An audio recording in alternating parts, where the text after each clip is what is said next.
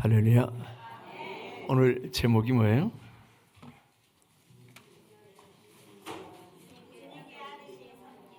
네, 주님께 하듯이 섬기라. 두 번째 시간입니다. 지난주에 가장 문제가 되는 거, 우리 기독교의 교회의 우리의 삶에 가장 문제가 되는 게 뭐예요? 삶이에요. 섬김의 삶, 이 삶이 없다라고 하는 게 문제예요. 우리가 교회를 다니지 않는다라고 하는 게 문제가 아니고, 성경에 대한 지식이 없다라고 하는 게 문제가 아니고, 교회라고 하는 공동체 또는 조직이 없어서가 문제가 아니고, 삶이 없어서가 문제예요. 그래서 세상 사람들이 교회를 향해서 손가락질하고, 세상이 교회가 세상에 밟히는 그런 비참한 현실은 사실은 우리 삶이 만들어낸 거예요. 우리가 삶을 제대로 살지 않아서, 즉 말씀과 삶이 이원화된 그런 삶을 살았기 때문에 그래요. 너무나도 많은 크리스찬들이 이걸 몰라요. 그러니까 우리가 잘 알 것 같잖아요. 이 안에 있으니까 잘 알 것 같은데 정작 이 안에 있는 우리가 그걸 모릅니다. 그리고는 어떻게 생각하느냐면, 당연히 나는 괜찮아 이렇게 생각해요. 나는 아무 문제 없어. 나는 신앙생활을 하니까 나는 아무 문제 없어. 이렇게 생각을 해요. 정말 심각한데, 세상 사람들은 우리의 문제를 다 진단하고 그리고 어떻게 행해야 된다라고 하는 것을 잘 알고 있는데, 정작 믿음 안에 있다라고 생각하는 우리가 그걸 모르는 거예요. 그래서 우리가 자가 진단이 안 되면 그러면 처방을 못 해요. 내가 어떻게 해야 될지를 모르게 되는 거예요. 우리는 2025 회기년도 표를 뭘로 정했어요? 아예 그 표조차도 잊어버리셨죠? 뭐라고요? 다시 초대교회로. 왜 다시 초대교회예요? 우리는 지금 초대교회 같지 않다라고 하는 거예요. 우리가 지금 초대교회 같다라고 한다면 다시 초대교회로 돌아갈 필요가 없어요. 근데 우리는 초대교회 같지 않아요. 초대교회 같은 그런 파워풀한 영성이 없어요. 초대교회 같은 그런 확장성도 없고요. 초대교회 같이 세상에 칭찬받는 것도 없고요. 초대교회 같이 기도하는 사람들도 없어요. 너무 심각해요. 초대교회 원형교회는 모든 교회의 롤모델이거든요. 그런데 거기서 너무 멀찌감치 떨어져 있어요. 근데도 우리는 그렇게 생각한다니까요. 아무 문제 없어. 괜찮아. 이렇게요. 교회 다니다가 지옥 가는 사람들이 너무 많은 거예요. 왜요? 교회를 안 다녔기 때문에가 아니라 삶이 없기 때문에요. 삶은 곧 믿음이에요. 야고보서 기자는 뭐라고 말씀을 했다고요? 행함이 없는 믿음 곧 죽은 거라고요. 행함이 없는 믿음은 죽은 거예요. 그래서 행함이 없는 삶은 영적으로 죽은 거예요. 근데 우리는 그렇게 생각한다니까요. 괜찮아. 나 아무 문제 없어. 나는 죽으면 천국 갈 거야. 아니요. 그건 그냥 내 착각이에요. 성경에서 말하는 생명은 삶이에요. 행함이에요. 근데 우리는 그게 없어요. 너무 많은 경우에 그게 없어요. 그리고 그냥 종교적인 삶에 만족하는 거예요. 가끔 교회 가는 거. 그리고 누군가에게 나는 크리스찬이야라고 명함을 내밀 수 있는 거. 아니요. 저는 목회자이기 때문에 목회자 세계에 살잖아요. 너무 많이 그런 걸 너무 많이 본다니까요. 성도들은 물론이고 목회자 세계에도 하나님이 없는 삶을 살아가는 사람을, 그런 목사님들을 너무 많이 본다니까요. 정말 아픈 건데, 정말 심각한 문제인데 목사가 몰라요. 목사가 몰라요. 목사가 말씀과 떨어져 있다라고 하는 것, 목사가 생명과 떨어져 있다라고 하는 것, 이걸 몰라요. 그런 하나님 없이도 그냥 목회를 하고 있어요. 너무 너무 신기하죠. 하나님 없이도 목회를 한다니까요. 이게 우리에게 정말 심각한 문제예요. 가장 근본적인 문제, 이 문제가 해결되지 않으면 그 위에 아무리 화려하고 대단한 것을 쌓아도 이건 사상누각이에요. 그냥 허물어져 버리는 거예요. 언제요? 내가 죽음에 이르렀을 때. 내가 언제 죽음에 이르는데요? 제가 이제 64시니까 100세 시대, 그러면 몇 년 남았어요? 36년 남았어요. 36년 남았으니까 난 36년 후에 죽을 거야? 천만에요. 우리는 밤새 안녕이에요. 언제 갈지 몰라요. 역사적인 종말은 누구든지 다 맞이하겠죠. 그렇지만 개인적인 종말은 오늘이 될지 내일이 될지 아니면 10년 후가 될지 20년 후가 될지 금방 말씀드린 것처럼 36년 후가 될지 아무도 모릅니다. 그때 되면 기대 수명이 더 늘어나서 120세가 될지도 모르겠습니다. 그런데 오늘이 됐든 내일이 됐든 10년 후가 됐든 100년 후가 됐든 간에 개인적인 종말을 맞이할 때 우리는 하나님 앞에 서야 됩니다. 그 엄연 하나님 앞에 서서 우리가 판단을 받아야 될 텐데 하나님께서는 속지 않으세요. 우리처럼 그저 믿음이 있는 척 나와서 예배하고 믿음 있는 척 교회를 다니고 이건 사람들이 속아요. 얼마든지 사람을 속일 수 있어요. 그러나 하나님을 속일 수 없습니다. 내가 그렇게 종교적인 삶을 살아가고 정말 생명 없는 삶을 살았다고 하는 것을 하나님께서 너무 잘 아세요. 그래서 하나님이 속지 않으세요.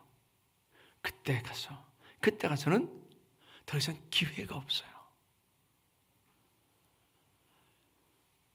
이제 12월 달 그 말씀을 나눌지 1월 달 나눌지 모르겠는데 부자가 죽어서 지옥에 들어가서 그렇죠. 아브라함이요. 아직 여기 오지 않은 내 형제 5이 있는데 그 형제들에게 저 나사로를 살려보내서 가서 이런 곳이 있다고 복음을 전하게 해주세요. 그러고 얘기를 하죠. 그때 예수님께서 그때 아브라함이 그렇게 얘기를 하죠. 지금 세상에 모세와 선지자들이 있으니까 그들에게 들을지니라. 여기서 사람이 살아서 돌아간다라고 할지라도 그 말을 듣지 않겠다라고 하는 거예요. 기회는요, 우리가 살아있을 때만이에요. 우리가 죽으면 더 이상 기회가 없습니다. 근데 우리는 그렇게 생각을 하죠. 나는 젊으니까, 나는 건강하니까, 나는 아직 살 날이 많이 남았으니까 이렇게 생각하는데 아닙니다. 그래서 우리는 삶이 정말 중요합니다. 근데 오늘 본문의 말씀은 사실 사도 바울이 종들에게 하는 얘기거든요. 지금이야 노예 이런 제도가 없지만 예전에 사도 바울이 살았을 때 그 초대교회 때는 노예 이런 제도들이 있었어요. 그런데 노예도 예수를 믿은 거예요. 상전들도 예수를 믿었고. 그러면 종이 예수를 믿었을 때 어떻게 상전을 섬겨야 될 거냐라고 하는 그 윤리를 얘기를 하면서 이 얘기를 한 거예요. 근데 사실 종에게만 해당되는 것이 아니라 섬김의 삶을 살아야 되는 모든 사람들에게 이건 섬김의 기본 원리로 제공되는 겁니다. 저와 여러분들은 섬기기 위해서 부름받은 사람들이에요. 교회를 왔다 갔다 다니기 위해서 부름받은 사람들이 아니라 섬김을 위해서요. 위로는 하나님을 섬기고 아래로는 사람을 섬기고 섬김을 위해서 부름받은 사람들이에요. 근데 많은 크리스찬들이 그렇게 생각합니다. 섬김 그건 나하고는 상관없어. 그건 열심히 있는 몇몇 사람 이야기고 그리고 목회자들 얘기지. 나하고는 상관없어. 나는 그냥 교회만 다니면 돼. 이게 종교가 아니에요. 세상의 종교는 섬김, 교리에 대한 지식 이거 없었대요. 그냥 절만 왔다 갔다 하면 돼요. 내가 그냥 섬기고 싶은 신에게 가서 내가 섬기고 싶을 때, 가고 싶을 때 가서 그냥 절망구백고 몇 번 하면 돼요. 이게 종교예요. 종교에는 생명이 없습니다. 우리는 종교의 삶을 사는 게 아니라 우리는 섬김의 삶을 살아야 되는 거예요. 그래서 초대교회는 성령 받고 나서 진짜 교회를 시작됐을 때에 하나님을 온전히 섬기고 사람들을 섬기는 그런 섬김의 삶이 시작이 돼요.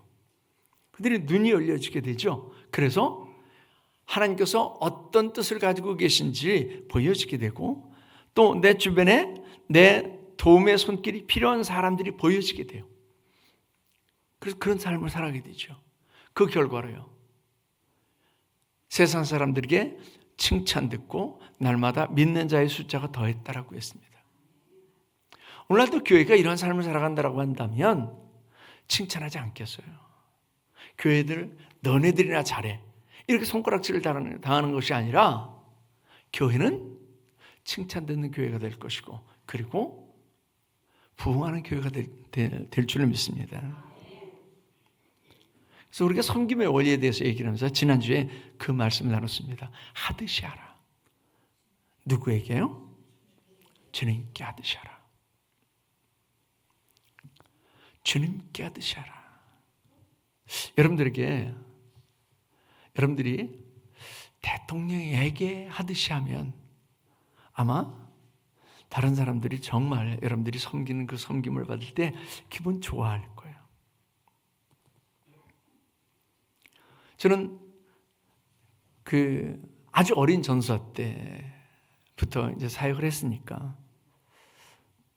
근데 그때는 뭐 청년들하고 거의 같이 살다시피 했어요. 제가 청년을 담당을 해서 청년들이랑 같이 살다시피 했어요. 뭐 일주일에 한 최소 3번, 4번 정도는 그들과 함께 잠을 자면서 뭐 교제하고 기도하고 이렇게 했으니까. 그런데 지금 홍천에 있는 그 친구가 저보다 한 살 아래인데 이제 그 포일리라고 하는 거기 살았어요. 그 집에 가면 그러면 꼭 새 이불을 내줘요. 그 새 이불이라고 하는 게 뭐 한 번도 쓰지 않은 게 아니고 그냥 자기들이 더 쓰지 않는 그 이불을 내주고 꼭 거기에다가 이렇게 그 누나들이 꼭 향수를 이렇게 발라요. 그럼 그걸 덮고 자게 해요. 제가 뭐 목사도 되지 않은 그런 그때는 이제 교육전사니까 교육전사 때인데 그런 섬김을 받으면서 얼마나 몸둘바를 모르겠고 죄송한지. 근데 그 마음은 느껴지는 거예요. 그 마음이 느껴지는 거예요. 어떤 중심으로 섬긴다라고 하는 마음이 느껴지는 거예요. 저는 아버님 곁에서 신앙생활을 하면서 아버님이 참외 농사를 짓고 무배추 농사를 지으면 제일 좋은 것, 처음에 이건 제일 좋은 것, 이런 것들은 항상 우리 차지가 아니고요. 그걸 구별했다가 따서 목사님부터 갖다 드리는 거예요. 그 중심을 제가 봤어요. 어제도 권사님 한 분이 이렇게 감을 이렇게 한 박스 갖다 주시는데 제가 그게 너무 감사한 거예요. 그냥 뭐 돈 주고 얼마든지 뭐 사 먹을 수 있는 거죠. 그런데 그 중심이 너무 감사한 거예요. 그런 모습들이 하나님을 어떤 중심으로 섬기느냐라고 하는 게 보여지는 거죠. 만약 우리가 세상 사람들을 섬길 때 그런 중심으로 섬긴다라고 한다면 세상 사람들이 감동되지 않겠어요? 우리가 같이 예수 믿자라고 하지 않아도 그들이 따라오지 않겠어요? 죽게 하듯이 하는 거예요. 어떤 때는 사실은 내가 그렇게 섬겼어도 그 섬김에 대한 보상을 받지 못하는 경우도 있죠. 그냥 감사하다, 고맙다 이런 말 한마디라도 들었으면 좋겠는데 어떤 때는 뭐 그 말 한마디도 듣지 못하는 경우도 있잖아요. 그런데 우리가 기억할 것은 그렇게 섬기면 하나님께서 반드시 갚으신다라고 하는 것 잊지 말아야 될 줄 믿습니다. 우리가 지난 시간에 살핀 게 거기까지예요. 우리는 주께 하듯이 섬기는 거예요. 근데 주께 하듯이 섬기려면요, 마음에 기쁨이 없으면 절대 안 됩니다. 그래서 섬김의 두 번째 원리가 기쁨으로요. 기쁜 마음으로 섬기는 거예요. 그런데 사실 그 기쁨이라고 하는 게, 야 이상준 오늘부터 기뻐해야 돼, 그런다고 해서 마음에서 막 기쁨이 퐁퐁 솟아나오고 그러나요? 그렇지 않잖아요. 우리의 감정이라고 하는 것은 억지로 만들어질 수가 없습니다. 그게 기쁨이든 감사함이든 슬픔이든 어떤 것이든 간에 우리의 감정이라고 하는 것은 그냥 억지로 만들어질 수가 없잖아요. 그 감정은 조건이 충족돼야 그래야 생기지요. 슬픔의 감정은요, 슬퍼할 만한 조건이 충족돼야 슬픔이 나와요. 기쁨이라고 하는 것은요, 기쁨의 조건이 충족돼야 기쁨이라고 하는 게 나오죠. 감사도 마찬가지예요. 감사의 조건이 충족돼야 그래야 감사의 마음이 나오지요. 하나님께서는 기쁨으로 하는 것을 늘 받으세요. 기쁨으로 하는 거. 아주 작은 거라도 기쁨으로 하는 거예요. 그래서 그 작은 섬김이 어린 소자에게 냉수 한 그릇을 대접한 것도 하나님은 잊지 않는다라고 했습니다. 내 이름으로 어린 소자에게 냉수 한 그릇을 대접한 것도 결단코 그 상을 잃지 않겠다라고 했어요. 중요한 포인트는 뭐예요? 기쁨이에요. 기쁨으로 하는 거예요. 지난주에 우리가 그 바자회를 했잖아요. 바자회 할 때 기쁨으로 하셨어요? 아니면 아씨 내 돈 나가는데 이러셨어요? 아마 우리 성도들이 보통 한 10만 원 정도 아마 이렇게 쓰셨을 것 같아요. 어느 분은 뭐 더 썼을 거고, 이렇게 쌀을 사주신 분들은 거의 20만 원 이렇게 쓰셨어요. 근데 그렇게 하면서 투덜투덜하는 게 아니라 기쁨으로 하는 거죠. 내 이 섬김이 다른 이들에게, 내 이 섬김이 선교사들에게 갈 수 있다라고 하는 것, 그 기쁨으로 하는 거죠. 하나님께서는 기쁨으로 하는 것을 기뻐하세요. 그래서 여러분들이 교회에서 뭔가를 해도 뭐 청소를 하든 아니면 전도를 하든 뭘 하든 간에 기쁨으로 하시기 바랍니다. 근데 그 기쁨이라고 하는 게 금방 말씀드린 것처럼 오늘부터 내가 기쁨으로 해야지, 내가 오늘부터 기쁨으로 할 거예요, 뭐 이런다고 기쁨이 막 나오지는 않잖아요. 기쁨의 첫째 조건이요, 내가 사랑받고 있다라고 하는 것을 알 때 우리는 기뻐요. 누군가에게 무시받고 있다, 멸시받고 있다, 이런 건 우리 마음의 슬픔이죠. 그런데 누군가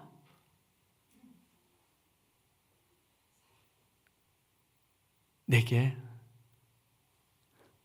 사랑을 주고 있다, 나는 그 사랑을 받고 있다, 그렇게 느낄 때 우리는요, 이 속에서부터 나오는 그 기쁨이 있어요. 아마도 연애를 해보신 분들은 내가 누군가의 사랑받고 있다라고 하는 게 기쁨의 조건일 거예요. 고개를 끄덕이지 않는 분들은 연애를 안 해보신 거죠. 그 마음이 있죠. 누군가 나를 사랑하고 있다, 내가 사랑받고 있다라고 하는 것, 가장 큰 기쁨의 조건이에요. 근데 저와 여러분들은요, 사랑받고 있잖아요. 사랑받고 있어요. 사랑받았고 사랑받고 있는 줄 믿습니다. Love is 뭐 여러 가지 그 조건들이 다 있잖아요. 상대의 허물을 보지 않는 것, 또는 내 소중한 것을 주는 것, 별별 조건들이 다 달리잖아요. 그런데 딱 한마디로 러브이지, 그리고 딱 한마디로 정의한다라고 하면 뭐겠어요? 나를 주는 거예요. 나를 주는 거예요. 내 모든 걸 주는 거죠. 나를 준다라고 하는 얘기는 내 모든 것을 주는 거예요. 근데 저 여러분들은 그 사랑을 받았잖아요. 그 사랑을 또 받고 있잖아요. 하나님께서 당신을 우리에게 다 주시는 거예요. 그래서 우리는 하나님께 더 달라고 할 수가 없다니까요. 감히 더 달라고 할 수가 없어요. 하나님께서 우리를 위해서 모든 걸 다 주셨으니까. 그것도 십자가에서 그 피 흘림 속에서 당신을 주셨기 때문에 우리는 하나님께 더 달라고 할 수가 없을 만큼 우리는 큰 사랑을 받은 줄 믿습니다. 이번 다니엘 기도를 하면서 아마 그 간증들을 들으셨을 거예요. 어젠가 그젠가 왜 그 목사님 나오셔서 그 근육병을 앓는 그 딸아이에 대한 그 간증을 했잖아요. 그분 간증할 때 그 말씀을 하시는데 제가 정말 많이 눈물이 나더라고요. 그 아이 근육을 하나님 가져가지 마시고 내 근육을 가져가세요. 그 아이 생명을 대신해서 내가 죽을게요. 이게 부모의 마음이죠. 사실 여기서 더 큰 사랑이 어디 있어요? 하나님께서 그걸 하신 거예요. 내 죽음을 가져가셨고, 내 고난과 고통을 가져가셨고, 내 불행을 가져가셨고, 영원한 저주로 가져가셨고, 하나님께서 그걸 하신 거예요. 그렇게 가져가시고 당신을 주셨어요. 가장 큰 사랑이죠. 여기서 더 큰 사랑이 어디 있어요? 그렇기 때문에 다른 거 다 제쳐놓고라도 이제 제가 몇 가지 더 기쁨의 조건을 말씀을 드릴 텐데, 사실은 이거 하나만 딱 충족이 된다고 해도 그래도 우린 늘 그 얼굴에 기쁨을 가지고 살아갈 수 있습니다. 그 삶의 기쁨을 가지고 살아갈 수 있어요. 내가 그렇게 사랑받는 존재예요. 내가 그렇게 사랑받는 존재예요. 하나님께서, 예수님께서 나를 위해서 죽어주실 만큼의 사랑을 받고 있는 존재예요. 이걸 깨닫게 되면 우리의 자존감은요, 하늘을 찌른다니까요. 절대 내가 뭘 가지지 못해서, 내가 뭘 다른 사람들에게 내세울 곳이 없어서, 내가 뭘 이룬 게 없어서 이렇게 자존감이 낮아지는 게 아니라, 이거 하나만 우리가 깨닫고 그리고 이 믿음만 가지고 있어도 우리의 자존감은 하늘을 찔러요. 그래서 늘 기쁨이 있게 되는 것이요. 그래서 우리가 섬길 때 기쁨으로 섬길 수 있는 거예요. 왜냐하면 예수님께서 우리를 섬길 때 죽음으로 우리를 섬기셨거든요. 그러니 우리는 내 죽음까지도 아끼지 않고 섬길 수 있는 거죠. 그래서 이 첫 건, 사랑받고 있다라고 느낄 때 우리는 기쁨으로 섬길 수 있습니다. 두 번째는요, 우리가 누군가에게 인정받고 있다라고 생각할 때 기쁘죠.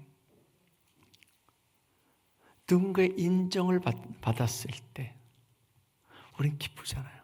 근데 인정받지 못하면요, 그 기쁨이 이렇게 감소되죠. 제가 잘 못하는 게 뭐냐면 립 서비스를 잘 못해요. 우리 친구 목사님들이 이렇게 만나면 그 목사님들은 립 서비스를 얼마나 잘하는지요.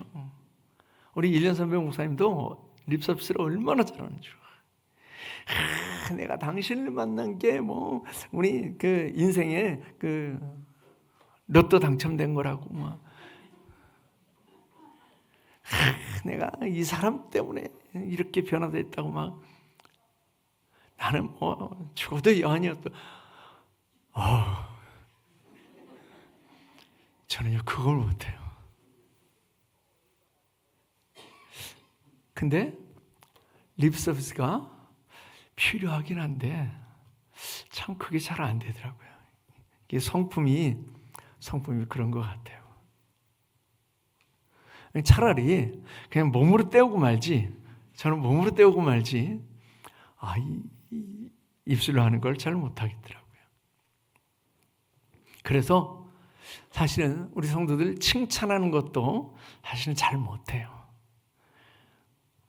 다른 교회 목사님들이 이렇게 우리 교회 오시면 우리 언약교회 성도들이 훈련을 잘 받고 대단하다라고 그러시는데 사실은 제게 칭찬을 많이 못 받으셨잖아요. 근데 제가 그렇게 생겨 먹었어요, 하여간. 제가 그래서 칭찬을 잘 못해요. 립 서비스를 잘 못해요. 근데 우리가 칭찬받았을 때, 또 누군가의 인정받았을 때, 그때 기쁨이 넘치게 되죠. 그래서 칭찬은 무엇도 춤추게 한다고요? 그 큰 고래도 춤추게 한대요. 그래서 제 앞에서 고래가 춤추지 않는 모양이에요. 누군가에게 인정받는다라고 하는 것, 이건 우리에게 정말 큰 기쁨의 조건이죠. 이사야서 43장 2절 말씀에 보면 너는 두려워하지 말라. 내가 너를 구속하였고 내가 너를 지명하여 불렀나니 너는 내 것이라 그럽니다. 너는 내 것이라. 하나님께서 우리를 인정하는 거예요. 누구 걸로요? 하나님의 걸로요. 저는 박물관 가는 걸 좋아하거든요. 가서 이렇게 보고 기억은 안 돼요. 그런데 하여간 그런 것들을 돌아보는 걸 참 좋아해요. 근데 어느 박물관이든지 가면 이렇게 옛날 그릇들이 있잖아요. 근데 여러분들이 지금 쓰는 그릇이요 훨씬 더 깨끗하고 예쁘고 좋습니다. 옛날 그릇들 볼 거 없어요. 저희는 그냥 그거 깨진 거 가지고 어릴 때 놀던 사람들이거든요. 사금팔이 이런 거 가지고 놀던 사람이에요. 그거랑 별로 다를 게 없어요. 그런데 그걸 누구도 훔쳐가지 못하게 이렇게 보안장치 해놓고 유리관으로 씌워놓고 그건 값으로 매길 수가 없어요. 왜요? 누군가가 예전에 누군가 유명한 사람이 예전에 쓰던 것이기 때문에 그의 것이었기 때문에요. 누구의 것인가는 가치를 결정하죠. 누구의 것인가가 가치를 결정해요. 만약 어떤 사람이 그냥 진짜 우리가 발로 끄적거려도 그 정도는 해라고 하는 그림을 발견했는데 그 뒤에 피카소 이렇게 돼 있다면요. 이건 우리가 일생을 잘 그린 것보다도 훨씬 더 값어치가 있습니다. 누구 거기 때문에요? 피카소 거기 때문에요. 근데 하나님께서 너는 내 것이래요. 저와 여러분들이 하나님의 것인 줄 믿습니다. 내 아내의 것이고 내 남편의 것이기 전에 내 부모의 것이기 전에 나는 하나님의 것인 줄 믿습니다. 그렇기 때문에 우리가 하나님의 것을 인정받았다라고 하는 것, 하나님의 것이 되었다라고 하는 것은요 정말 기쁨이에요. 그래서 우리가 기쁨으로 섬길 수 있는 거죠. 우리가 언제 기뻐요? 일하고 있을 때 기뻐하는 사람들도 있습니다. 근데 일을 마치고 쉴 때는 더 기쁘죠. 우리가 편안하게 쉴 때 우리는 기쁨을 느낄 수 있습니다. 여러분들은 쉬고 계세요? 아니면 일하고 계세요? 마태복음 11장 28절 시작.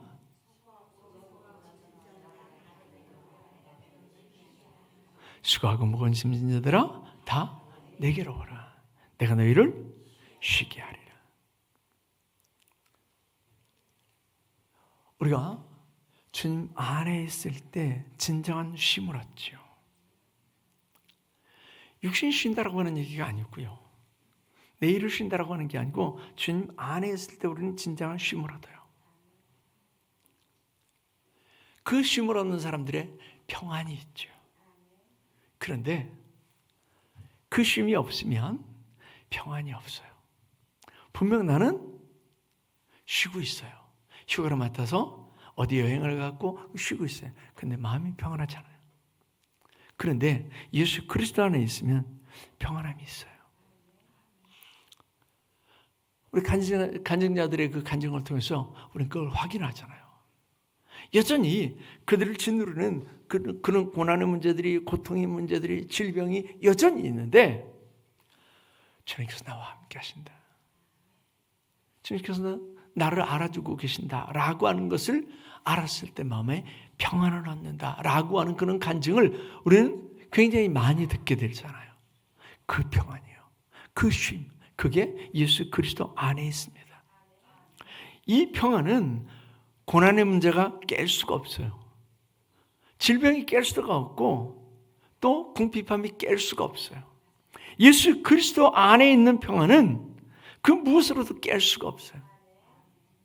그래서 이 평안을 가진 사람, 예수 그리스도 안에 쉼을 얻는 사람들은 기쁨을 가지고 섬길 수 있습니다.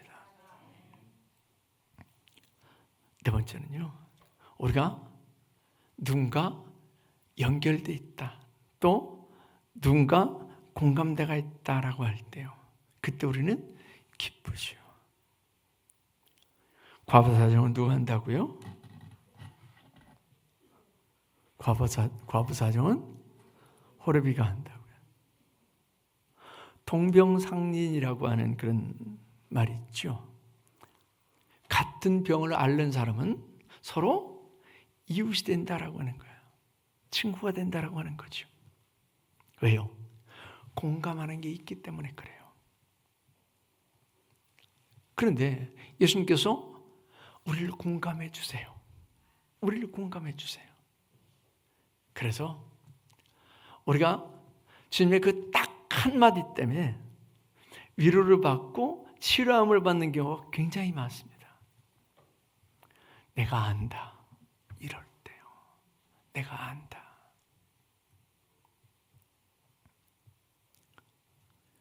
제가 혼자라고 생각을 하고, 그리고 그냥 그 무력감 속에 쭉 다운되어 있을 때, 그때 제가 그 산을 터덜터덜 올라가면서, 그 괴방산이라고 하는 곳을 터덜터덜 올라가면서 하나님께 그렇게 불평을 했어요. 하나님, 내 편은 없는 것 같아요. 나 혼자인 것 같아요. 그랬더니 하나님께서 제 마음에 말씀하시는 게, 내가 내 편이잖아.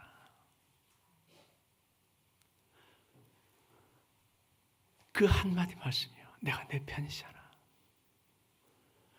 그 개방산 그 꼭대기까지 올라가는데 저 혼자 울며 그 길을 올라갔어요. 내가 내 편이잖아. 내가 다 알아. 내가 안다. 이 말씀 한마디가 우리에게 얼마나 큰 위안이 되는지 모릅니다. 이런 사람들은 마음에 기쁨이 생기게 돼요. 아무도 나를 알아주지 않아. 내 편이 아무도 없어. 이러면 그 외로움, 그 고립감이 얼마나 우리를 힘들게 하는지 몰라요. 그런데 내가 알아.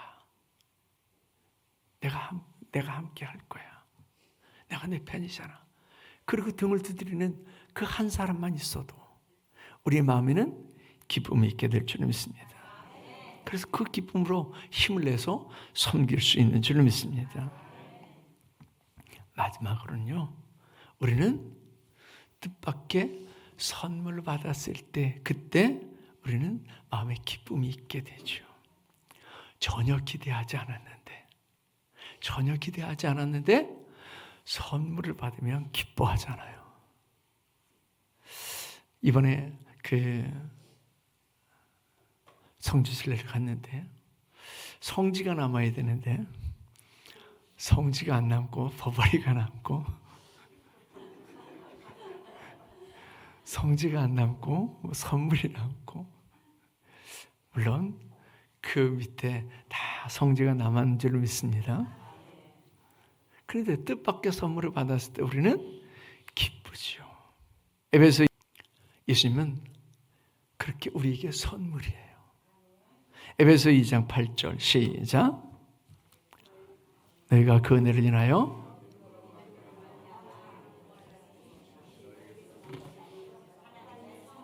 하나님의 뭐다? 선물이다. 이거 내가 열심히 노력해서 따낸 게 아니고요, 하나님의 선물이에요. 우리가 구원받은 거 하나님의 선물인 줄 믿습니다. 이 선물은요, 이 세상에 그 어떤 것과도 비교할 수 없는 것인 줄 믿습니다. 이 선물을 하나님께서 우리에게 주셨어요. 그러니 우리가 다른 사람의 선물이 되어야죠. 2025 회기년도가 이제 이렇게 지나갑니다. 초대교회가 아직 회복되지 않았다면 저 여러분들에게 초대교회가 회복될 수 있길 바랍니다. 그리고 2026 회기년도는 이 마음으로 섬기는데 가장 큰 섬김은 뭐예요? 사람을 살려내는 거예요. 사람을 살려내는 거. 이게 가장 큰 섬김인 줄 믿습니다. 세상은 눈에 보여지는 것, 즉 고통당하는 사람들의 이웃이 되어주고, 또 물질이 필요한 사람들에게 물질을 더해주고, 도움의 손길이 필요한 사람들에게 도움의 손길을 더해주고, 이런 보여지는 그런 섬김을 세상은 원합니다. 분명 우리는 그걸 해야 될 줄 믿습니다. 그런데 그보다도 훨씬 더 근본적이고 가장 큰 것은 그 영혼을 구원하는 것인 줄 믿습니다. 이런 섬김들, 즉 눈에 보여지는 섬김들은 영혼을 구원하기 위한 그런 섬김이어야 될 줄 믿습니다. 그래서 저와 여러분들이 이런 기쁜 마음으로 저들을 섬김으로 세상에서 우리 교회가 인정받을 뿐만 아니라 우리의 손을 통해서 가장 큰 섬김, 내 주변에 또 내 가정에 구원받아야 될 사람들이 주께 돌아오는 그런 가장 큰 섬김의 삶이 이루어질 수 있기를 축원합니다. 그래서 우리 은연교회가 초대교회처럼 살아있는 교회, 또 세상이 칭찬하는 교회, 날마다 믿음의 사람들이 더해지는 우리 은연교회, 그리고 저와 여러분들의 삶이 될 수 있기를 축원합니다. 기도하겠습니다. 하나님, 우리가 섬김의 삶을 위해서 부름받은 줄 믿습니다. 우리가 섬길 때 주님께 하듯하게 하옵소서. 우리가 섬길 때 억지로 하지 아니하고 기쁨으로 하게 하여 주시옵소서. 내게 베푸신 하나님의 그 은혜가 얼마나 크다라고 하는 것을 잊지 아니하게 하시고, 그런 말미암아 우리 속에서 솟아나오는 기쁨이 넘치게 하시고, 그 기쁨으로 섬김으로 말미암아서 하나님, 우리의 섬김이 가짜가 아니라 진정한 섬김이 되고, 그 섬김으로 말미암아서 많은 이들이 힘을 얻고, 그 섬김으로 말미암아서 많은 이들이 구원받는 놀라운 역사들이 있게 하여 주시옵소서. 하나님께서 오늘도 우리에게 귀한 말씀 주심을 감사하며 예수님의 이름으로 기도하옵나이다. 아멘.